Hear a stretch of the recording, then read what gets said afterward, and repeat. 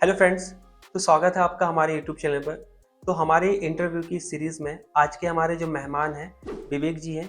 विवेक जी की बात करूं तो इनका टोटल जो है 13 साल का आईटी इंडस्ट्री का एक्सपीरियंस रहा है। लास्ट 3 साल से ये जो है अपना जो है प्रोजेक्ट मैनेजर का रोल प्ले कर रहे हैं करंट कंपनी में। तो चलिए स्वागत करते हैं विवेक जी का। विवेक जी स्वागत है आपका हमारे चैनल में। तो विवेक जी सबसे पहले स्टार्ट करते हैं आपके इंट्रोडक्शन से। Yes, thank you Sandeep ji. तो मेरा नाम विवेक है। मैं एक आईटी कंपनी में काम कर रहा हूँ मुंबई में करंटली, और अराउंड 13+ इयर्स ऑफ एक्सपीरियंस है आईटी इंडस्ट्री में। ओके और जहाँ तक है, मैंने service based plus product based दोनों कंपनीज में काम किया है। Okay okay. तो विवेक जी मेरे पास बहुत सारे क्वेश्चन हैं आपके लिए। तो सबसे पहले ओके। मैं एक पहला मेरा जो क्वेश्चन है, आपका जो प्रोफेशनल जर्नी कैसे स्टार्ट हुआ, आपकी जो फर्स्ट जॉब सिलेक्शंस कैसे हुई, उसकी शुरुआत कैसे हुई?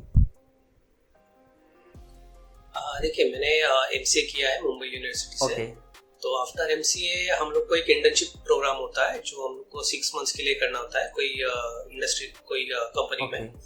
तो मेरा फर्स्ट जॉब था as a internship in Bhandup company. तो it was a case of consultancy services. वो एक प्रोडक्ट बेस्ड कंपनी था, और वो टाइम पे that was the first company who was working on the tracking system. Okay तो वो टाइम पे ओला या उबेर जैसा कुछ नहीं था कंसेप्ट। तो वो टाइम पे वो फर्स्ट कंपनी था जो मार्केट में उस टाइप का प्रोडक्ट लेके आया। Okay great. Yes, so that was a good exposure for. Okay thank you so much Vivek ji. So Vivek ji इसी सीरीज में मेरे पास जो सेकंड क्वेश्चन है, कैरियर के इनिशियल फेज में आपने कौन से कोर स्किल्स डेवलप किए थे जो आज भी आपको हेल्प करते हैं? ओके, तो सबसे पहले तो आईटी का बेस है कि आप कंटिन्यूस लर्निंग चाहिए। आप ऐसा नहीं होता है कि आपने कॉलेज लेवल पे कोई तो एक लैंग्वेज लर्न किया या फिर कोई तो एक कोर्स किया और आपको लाइफ टाइम वही काम आएगा, ऐसा तो नहीं होता है।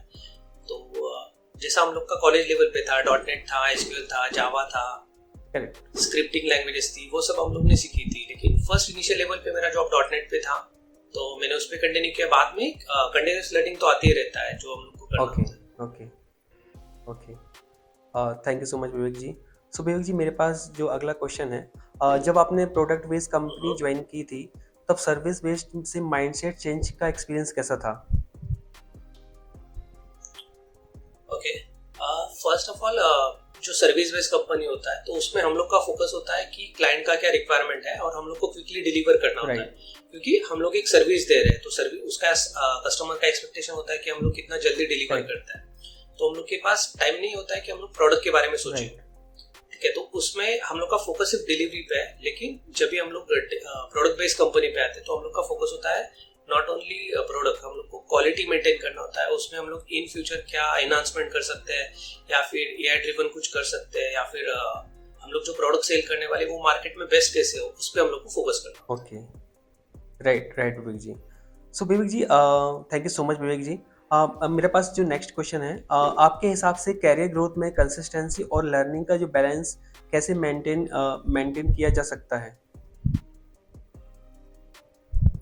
देखिए संदीप जी, इसमें जो होता है कि दोनों का इक्वल इम्पोर्टेंस है। जैसे आपको ग्रोथ के लिए कंसिस्टेंसी भी चाहिए होता है और आपको कंटिन्यूस लर्निंग भी चाहिए होता है। जैसे अभी आप मार्केट में चेक करो तो एआई ड्रिवन प्रोग्रामिंग स्टार्ट हो चुका है, अलग अलग काफी क्लाउड बेस्ड सॉफ्टवेयर आ चुका है। तो आपको वो कंटिन्यूसली रनिंग होना चाहिए। अगर आप एक ही प्रोडक्ट लेके बैठोगे या फिर एक ही लैंग्वेज के साथ आप स्टिक रहोगे तो आप आगे नहीं बढ़ोगे। Right Vivek ji. Okay thank you so much Vivek ji. तो विवेक जी मेरा जो नेक्स्ट क्वेश्चन था, 13 साल में आपने आईटी इंडस्ट्री के 13 साल में आपने आईटी इंडस्ट्री में क्या मेजर ट्रांसफॉर्मेशंस देखे हैं? ओके, जैसे देखिए, इनिशियल लेवल पे जब भी मैंने करियर स्टार्ट किया था तो वो टाइम पे तभी डॉटनेट था। अभी उसके बाद डॉटनेट कोर आ गया है, क्लाउड बेस्ड सॉफ्टवेयर आ चुका है। जैसे स्क्रिप्टिंग में काफी कुछ चेंजेस हुआ है। अभी क्लाउड कंप्यूटिंग है, डेवऑप्स आ चुका है, एआई ऑटोमेशन है। जैसे हम लोग इनिशियल फेज में डिप्लॉयमेंट जो होता था मैन्युअली करते थे, अभी वो CI/CD पाइपलाइंस आ चुका है जब जो ऑटोमेटिकली डिप्लॉय भी करता है, टेस्टिंग भी करता है। तो ये सब कुछ अभी मार्केट में ट्रेंडिंग है। Okay so thank you so much Vivek ji. Vivek ji developer से प्रोजेक्ट मैनेजर बनने का जो ट्रांजिशन था आपके लिए कैसा रहा? ओके, एक्चुअली इनिशियल फेज में जब भी हम लोग डेवलपर होते हैं तो डेवलपर फेज में हम लोग का काफ़ी लिमिटेड स्कोप होता है। जैसे कि हम लोग को जो भी टास्क असाइन किया है या फिर एक स्क्रीन हम लोग को डेवलप के लिए दिया है तो हम लोग उसी पे फोकस करते हैं और स्क्रीन डेवलपमेंट में फोकस करते हैं। हम लोग को प्रोडक्ट के बारे में पता नहीं होता है या फिर हम लोग प्रोडक्ट के बारे में सोचते भी नहीं है या फिर उसका इम्पैक्ट क्या जाने वाला है वो भी हम लोग उसमें सोचते नहीं है। लेकिन जब हम मैनेजमेंट लेवल पे जाते हैं या फिर प्रोजेक्ट मैनेजर का रोल प्ले करें या फिर टीम लीड का रोल प्ले करें तो हम लोग को सोचना होता है कि उसका इम्पैक्ट प्रोडक्ट में कहाँ होने वाला है या फिर हम लोग उसको बेटर किस तरीके से करें कि वो कस्टमर को अच्छा लगे या फिर वो उसका ऑपरेशन इजी हो पाए। तो वो फोकस हम लोग को करना होता है और दोनों में काफी डिफरेंस है। डेवलपर फेज में आप इतना डीपली उसका स्टडी नहीं कर पाते हो, इवन आपको उसका हम लोग जो बोल सकते हैं उसका बिजनेस अंडरस्टैंड नहीं करते हैं। लेकिन जब आप प्रोजेक्ट मैनेज कर रहे हो तो आपको उसका बिजनेस समझना पड़ता है। करेक्ट। ओके, थैंक यू विवेक जी। विवेक जी, मेरे पास नेक्स्ट क्वेश्चन था। आपने टेक्निकल डेप्थ और पीपल मैनेजमेंट के बीच का जो बैलेंस है वो कैसे आपने अचीव किया? ओके, देखिए अगर कोई बंदा टीम लीड हो रहा है या प्रोजेक्ट मैनेजर हो रहा है तो मोस्टली उसको टेक्निकल नॉलेज तो होता ही है। तो ऑलमोस्ट वो उसको कुछ टेक्निकली कुछ गुड है इसलिए वो वहाँ पे गया हुआ है। लेकिन the more important is people management. मतलब आपको जो लोग आपके साथ काम करें उनको प्रॉपर्ली मैनेज करना आना चाहिए। मतलब नॉट ओनली पहले कुछ साल पहले कल्चर था कि जो प्रोजेक्ट मैनेजर होता था वो डोमिनेटिंग होता था कि वो टीम को डोमिनेट करता था या फिर उसे कराता था। अभी ऐसा नहीं है, अभी कंसेप्ट काफी चेंज हो चुका है। अभी जैसे वाटरफॉल मॉडल था, अभी स्क्रम मॉडल है, ठीक है। तो इसमें जो होता है काफी चेंजेस है। तो जैसे हम लोग को टीम को साथ में लेके चलना है, टीम को प्रॉपर्ली उसका कोलैबोरेट करना है, हम लोग को टीम को इन्वॉल्व करना है सारे डेवलपमेंट फेज में, उसको रिक्वायरमेंट गैदरिंग में। इस तरीके से अगर हम लोग आगे बढ़ते हैं तो टीम का एक कॉन्फिडेंस बिल्डअप होता है। Great. Okay, thank you so much Vivek ji. इससे मेरे जो ऑडियंस है, जो व्यूअर्स हैं, उनको डेफिनेटली इससे बहुत हेल्प मिलेगा। और विवेक जी, मेरा नेक्स्ट क्वेश्चन था, जब आपने कोडिंग से क्लाइंट कम्युनिकेशन और डिलीवरी पे फोकस शिफ्ट किया तब सबसे बड़ा माइंडसेट शिफ्ट क्या था आपका? ओके, तो इसकी बात करें तो जब भी हम लोग डेवलपमेंट फेज में होते हैं या फिर डेवलपर का रोल प्ले कर रहे होते हैं तो हम लोग का एक बेसिक टारगेट होता है कि हम लोग को जो भी स्क्रीन मिला है तो वो स्क्रीन वर्किंग होना चाहिए। करेक्ट। और जो भी हम लोग को डॉक्यूमेंट मिला है उसके अकॉर्डिंग डेवलप होना चाहिए। लेकिन जब भी आप प्रोडक्ट के बारे में सोचते हो तो आपको देखना होता है कि अगर इनकेस मुझे कोई स्क्रीन मिला है तो वो फिजिबल है कि नहीं। तो आप सजेशन दे सकते हो कि नहीं, इसमें अगर कोई मल्टीपल क्लिक्स आ रहा है, जैसे कोई स्क्रीन है जिसमें आपको मल्टीपल विंडोज ओपन करके एक काम करना है, तो आप उसे सिंप्लीफाई करने का ट्राई करो। आपको सोचना होता है कस्टमर के एंगल से। राइट। तो ये सबसे बड़ी चीज है। Okay Vivek ji, thank you so much Vivek ji. आपके लिए एक इफेक्टिव प्रोजेक्ट मैनेजर की जो टॉप 3 कॉम्पिटेंसीज क्या है? सबसे पहले तो आपका कम्युनिकेशन स्किल। ओके। तो आपका कम्युनिकेशन स्किल अच्छा होना चाहिए, इफेक्टिव होना चाहिए और क्लियर होना चाहिए। राइट। मतलब उसमें कुछ हिडन नहीं होना चाहिए। जैसे आप अगर क्लाइंट कम्युनिकेशन कर रहे हो तो आप जो भी आपका है चैलेंजेस या फिर जो भी है आप क्लाइंट से प्रॉपर्ली कम्युनिकेट करो। Right. That is the first one. Second, planning and execution. जैसे आप अगर कोई आपके पास प्रोजेक्ट आ रहा है तो आप उसका प्रॉपर्ली प्लानिंग करो, उसे प्रॉपर्ली एग्जीक्यूट करो, टाइमली डिलीवर करने का ट्राई करो। और एक होता है कि लीडरशिप। तो almost leadership is the very good quality that आपको आपका टीम प्रॉपर्ली लीड करने आना चाहिए, आपको डिलीवर करने आना चाहिए, लेकिन उसके साथ आपको केयर करना है आपके टीम का। That is also very good important point for the leadership. Thank you so much Vivek ji. Vivek ji, मेरे पास जो नेक्स्ट क्वेश्चन था, आप टीम के अंदर जो ऑनरशिप और अकाउंटेबिलिटी का जो कल्चर है वो कैसे बिल्ड करते हैं? ओके, देखिए पहले अभी आजकल मार्केट में काफी कुछ चेंजेस आ चुका है। जैसे मैंने पहले बोला, तो पहले जो डेवलपमेंट का था तो मल्टीपल डेवलपमेंट मॉडल्स होता है। जैसे पहले वाटरफॉल मॉडल था, फिर स्पाइरल मॉडल आया। अभी जैसे हम लोग स्क्रम के साथ काम करते हैं, ठीक है। तो इसमें क्या होता है ना, हम लोग को हर एक टीम को हम लोग उनका रिस्पॉन्सिबिलिटी देते हैं। जैसे फॉर एग्जांपल अगर मेरे पास एक टास्क है तो मैं उसे डिवाइड करूंगा और टीम को बोलूंगा आप बताओ इसमें कितना टाइम लगेगा, ना कि मैं उसे टाइम लाइन दूं। जैसे पहले था कि मैं अगर उसको बोलता हूँ मुझे 10 दिन में चाहिए तो वो मुझे उसे फॉलो अप करना होता था। लेकिन अभी क्या होता है ना कि टीम खुद का रिस्पॉन्सिबिलिटी लेके बोलेगा अगर मुझे 10 दिन में करना है तो he will try to deliver in 10 days, क्योंकि वो उसने टाइम लाइन दिया है। तो हम लोग को थोड़ा उन लोग को उसमें इन्वॉल्व करना होगा। Right, correct. Okay, thank you so much Vivek ji. Vivek ji, मेरा नेक्स्ट क्वेश्चन था, जो क्लाइंट मैनेजमेंट में आपने सबसे चैलेंजिंग सिचुएशंस कैसे हैंडल की? सबसे बड़ी बात तो जब भी हम लोग क्लाइंट से डील करते हैं तो क्लाइंट, हर एक क्लाइंट का होता है, उनको अपना चीज़ टाइमली चाहिए होता है और सबको प्रायोरिटी पे चाहिए होता है। जैसे अगर कोई क्लाइंट कोई रिक्वायरमेंट देता है तो हर क्लाइंट का होता है कि मुझे वो क्विकली डिलीवर होना चाहिए। तो और most of the client non technical होते हैं। जैसे अगर उसने कुछ मुझे नया स्क्रीन बोला है डेवलप करने के लिए और मैं उसे बोलता हूँ कि 15 डेज लगेगा, 20 डेज लगेगा, तो उसका एक्सपेक्टेशन होता है कि मुझे 1 वीक में आना चाहिए, 1 वीक में डिलीवर हो जाना चाहिए। ओके, तो आपका effective communication is more important, कि आपको इतना टाइम क्यों लगने वाला है और आप उसे टाइमली डिलीवर, और ऐसा नहीं कि आपने उसे 20 डेज बोला और बाद में आप उसको 30 डेज पे एक्सपांड करें, तो ऐसा नहीं होना चाहिए। तो मोर इम्पोर्टेंट आपको क्लाइंट्स के साथ कॉन्फिडेंटली डिस्कस करना आना चाहिए। Correct. Thank you so much Vivek ji. Vivek ji, मेरे पास जो नेक्स्ट क्वेश्चन था, आपके नज़रिए में लीडरशिप का रियल मीनिंग क्या है, टाइटल या एटीट्यूड? लीडरशिप इज एक हम लोग बोलते हैं लीडरशिप एक जिम्मेदारी होता है, ठीक है। हम लोग को जिम्मेदारी के साथ उसको आगे करना होता है। जैसे मैं सिर्फ लीडर हो के मतलब नहीं है, तो मुझे अपने टीम को भी संभालना है, टीम के साथ खड़े होना है, और इनकेस अगर टीम को कुछ इश्यूज आता है तो हम लोग को उनके साथ वो देखना है। जैसे अगर मैं कोई टास्क है, अगर मैं टीम को असाइन करता हूँ, बोलता हूँ मुझे 10 दिन में चाहिए, तो ऐसा नहीं कि मैं उनको 10 दिन दूँ और अगर वो लोग कहीं पे स्टक हुए और मैं उनको छोड़ दूँ, तो उनके साथ मुझे भी खड़ा होना है, मुझे उनके साथ काम करना है और 10 दिन में डिलीवर करना है। करेक्ट। तभी टीम अपना 100% दे पाएगी। Right, right, right, right. Thank you so much Vivek ji. आप अपनी टीम में मोटिवेशंस और ट्रस्ट का एनवायरनमेंट कैसे क्रिएट करते हैं विवेक जी? ओके, इसमें तो सबसे बेस्ट हम लोग जो भी टास्क, अगर कोई टीम मेंबर कोई अच्छा काम कर रहा है तो उसको मोटिवेट करना चाहिए फ्रीली होके। ऐसा नहीं कि मतलब अगर कोई टीम मेंबर अच्छा काम कर रहा है तो उसका क्रेडिट हम ले या फिर किसी को हाइड करके रखे, ऐसा नहीं। अगर आप कोई टीम मेंबर अच्छा काम कर रहा है तो आप उसको कस्टमर के सामने रिकॉग्नाइज करो, आपके सीनियर मेंबर्स या मैनेजमेंट के सामने रिकॉग्नाइज करो, तो टीम में ऑटोमेटिकली कॉन्फिडेंस बिल्ड होता है और वो अपना output definitely 100%। Right, right, right. Thank you so much Vivek ji. Vivek ji, मेरे पास जो नेक्स्ट क्वेश्चन था, हाइब्रिड और रिमोट वर्क के इस युग में जो कम्युनिकेशंस और कोलैबोरेशंस को मेंटेन करने का जो बेस्ट प्रैक्टिस क्या है?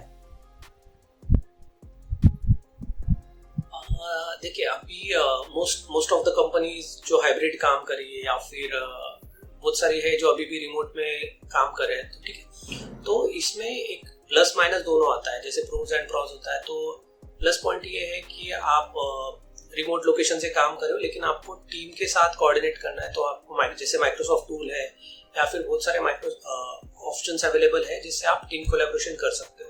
तो डेली स्टैंड अप मीटिंग होना चाहिए या फिर आपका वीकली रिव्यू कॉल होना चाहिए, मीटिंग होना चाहिए, आपका टीम क्या कर रहा है आपको पता होना चाहिए। तो वो सब चीज अभी रिमोट कल्चर में आ चुका है। Right, right. और जब भी जो ऑफिस वर्क है, तो ऑफिस में तो हम लोग फेस टू फेस मिलते हैं या फिर फेस टू फेस हम लोग को पता चलता है कि टीम कहाँ पे काम कर रहा है, कहाँ पे उसको इशू आ रहा है या फिर कहाँ पे बिजी है। Correct. Okay, thank you so much Vivek ji. आपको लगता है आज के मैनेजर्स को इमोशनल इंटेलिजेंस पर ज़्यादा फोकस करना चाहिए या फिर टेक्निकल अंडरस्टैंडिंग पर? एक्चुअली दोनों। ओके। मतलब हम लोग को ना खुद को रोबोट बनना है या फिर ना किसी को बनाना है, ठीक है। तो सबको टेक्निकली काम तो करना ही है, साथ में इमोशनली भी होना चाहिए। ऐसा नहीं कि किसी को अगर डेडलाइन हम लोग देते हैं तो उसका कुछ फैमिली इश्यूज है या फिर कुछ अलग इश्यूज है या फिर टेक्निकल इश्यूज फेस कर रहे हैं, तो हम लोग बिना उसे समझे उस पर कुछ अलग तरीके से करें, रिएक्शन दें। तो हम लोग को समझ के करना चाहिए कि अगर हम लोग मैनेज करें तो हम लोग को थोड़ा सा बफर लेके करना है, हम लोग को टीम को कोलैबोरेट करना है और हम लोग को टेक्निकल के साथ साथ थोड़ा सा इमोशनली भी टीम को हैंडल करना। Okay. Not even team, client के साथ। Okay, okay, thank you so much Vivek ji. Vivek ji, जैसा कि हम सभी देख रहे हैं कि एआई अभी आ गया है और अपने धीरे धीरे अपना जो है कि पूरे मार्केट को ग्रैब कर रहा है। इसमें हमको बहुत सारे लोगों को हेल्प भी मिल रही है और कुछ लोगों को फियर भी रहता है कि एआई से लोगों को जॉब फियर भी है कि भाई उनका जो है रिप्लेसमेंट चल रहा है या रिप्लेसमेंट हो सकता है या हो जाएगा। तो इसी से रिलेटेड कुछ मेरे पास क्वेश्चन थे। तो मेरा जो नेक्स्ट क्वेश्चन था, एआई और ऑटोमेशंस के आने से आपने अपने प्रोजेक्ट मैनेजमेंट अप्रोच में क्या चेंजेस किए हुए हैं?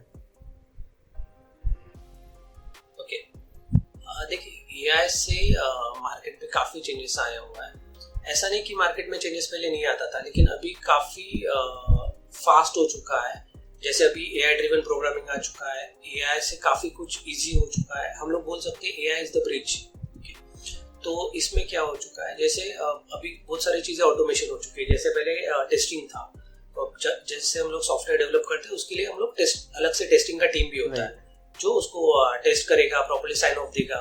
लेकिन अभी काफ़ी ऑटोमेशन हो चुका है। जैसे कोई बहुत सारे टूल्स मार्केट में अवेलेबल है जो आफ्टर डेवलपमेंट कोड को प्रॉपर्ली टेस्ट करेगा, यूजर को बताएगा, डेवलपर को बताएगा कि उसमें एग्जैक्टली क्या मिस्टेक्स है या फिर वो कैसे इंप्रूव कर सकता है। इवन अगर कोई आप डेटाबेस लेवल पे काम कर रहे हो तो एआई इतना पावरफुल हो चुका है जो आपको बताएगा कि आपने प्रोग्रामिंग तो सही है लेकिन किस जगह पे आपको डेटा फेच होने में टाइम लग रहा है, तो आपको इफेक्टिव उसको ऑप्टिमाइज कैसे करना है। इस तरीके से काफी कुछ एआई में आपको बेनिफिट मिलता है। इवन आप चैट जीपीटी का एग्जांपल ले लो, अगर आप एक स्टोर प्रोसीजर बना रहे हो डेटाबेस का, आप जस्ट उसको बना के वहां पे डालो और ऑप्टिमाइज के लिए बोल दो, वो आपको ऑप्टिमाइज करके दे देगा। Right, correct. Yes, right. Even मैंने भी जैसे कोपायलट यूज़ किया हुआ है, तो उसमें जो एक कंपोनेंट्स था, जो भी उसकी लेंथ का था कि इतनी लेंथ में आप उसमें इनपुट डाल सकते हैं। तो अगर आप उस कंपोनेंट्स का पूरा कोड भी देते हैं तो पूरा कोड एनहांस कर देता है। तो उसमें भी कोड हमको यस डेफिनेटली पूरा चेंजेस कर देता है, राइट। तो उसमें भी हमको काफ़ी हेल्प मिल रहा है। सो काफी राइट विवेक जी, मेरे पास जो नेक्स्ट क्वेश्चन था, आपके हिसाब से जो फ्यूचर में एआई ड्रिवन वर्कप्लेस जो है, वर्कप्लेस में ह्यूमन मैनेजर्स का रोल कैसे इवॉल्व होगा?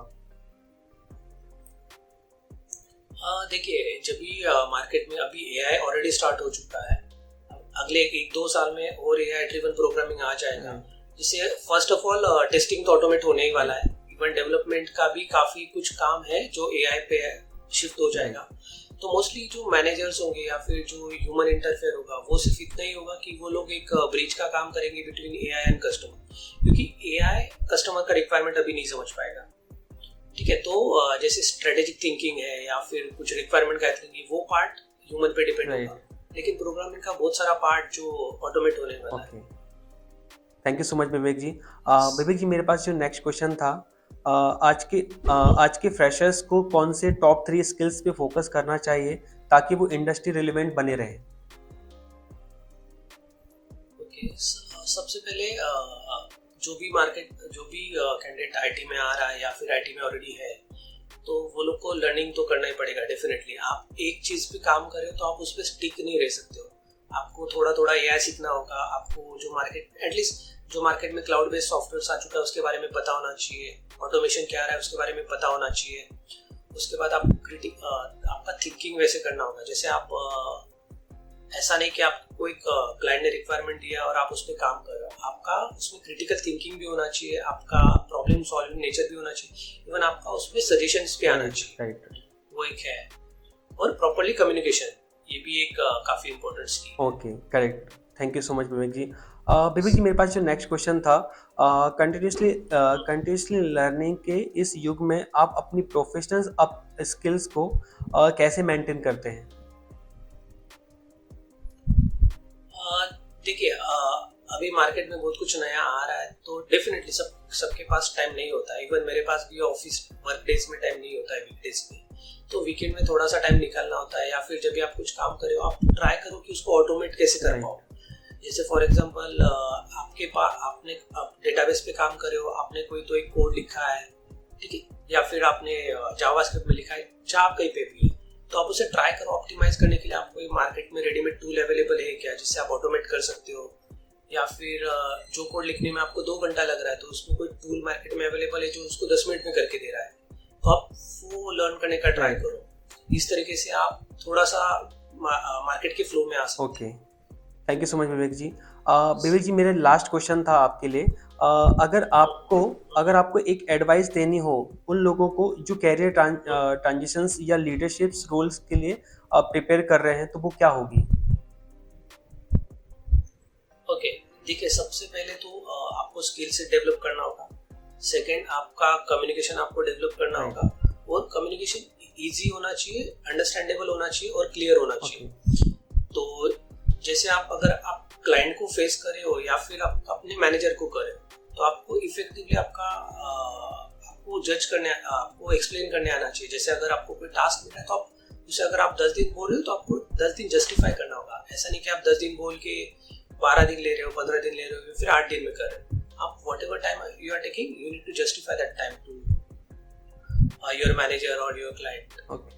ठीक है। और आपको हमेशा सबसे फीडबैक भी लेना है। जैसे अगर आप क्लाइंट को कोई चीज डिलीवर करो तो आप क्लाइंट से फीडबैक लो Right.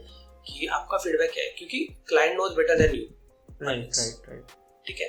तो फीडबैक से आप काफी कुछ सीखते हो और इम्प्रूव करते हो। Right. तो इम्पोर्टेंट है कि फीडबैक लो और उसके अकॉर्डिंग काम स्टार्ट करो। Okay okay, thank you so much Vivek ji आपका टाइम देने के लिए।